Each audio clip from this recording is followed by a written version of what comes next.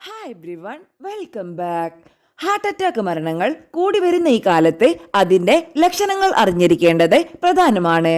പലപ്പോഴും അറ്റാക്ക് ഉണ്ടായാൽ പെട്ടെന്ന് തന്നെ ചികിത്സ തേടിയാൽ പരിഹാരം കണ്ടെത്താൻ സാധിക്കാറുണ്ട്.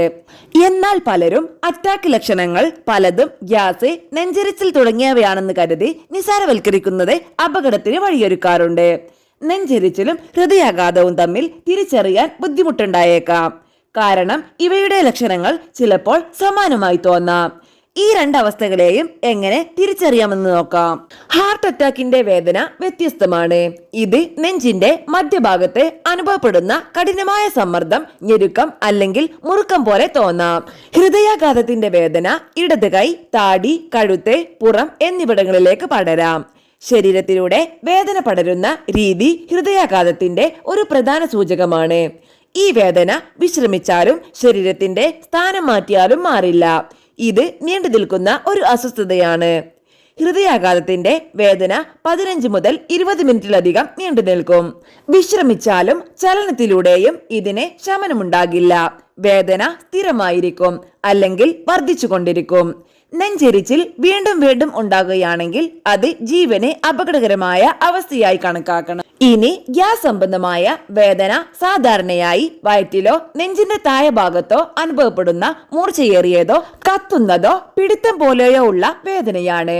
ഈ വേദന ശരീര ചലനത്തിനനുസരിച്ച് മാറിക്കൊണ്ടിരിക്കും. ഗ്യാസ് വേദനയോടൊപ്പം വയറുവേദന, ഓക്കാനം, നെഞ്ചെരിച്ചിൽ എന്നിവയും ഉണ്ടാകാം.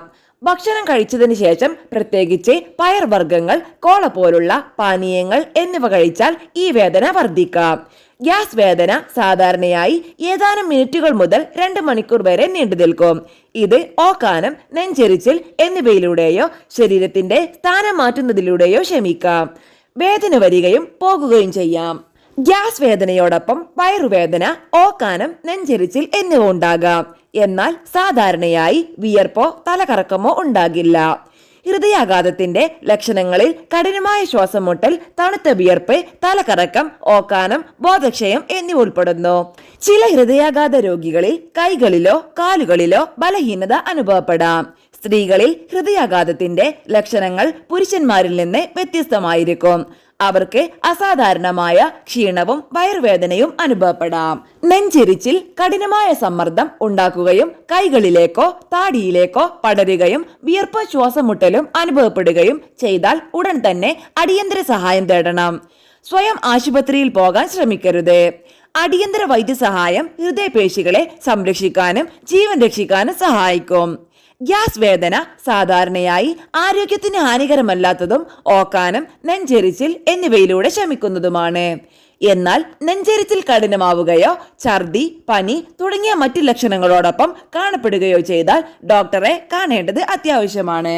ഗ്യാസ് സംബന്ധമായ പ്രശ്നങ്ങൾ കുറയ്ക്കാൻ ചെറിയ അളവിൽ ഭക്ഷണം കഴിക്കുക.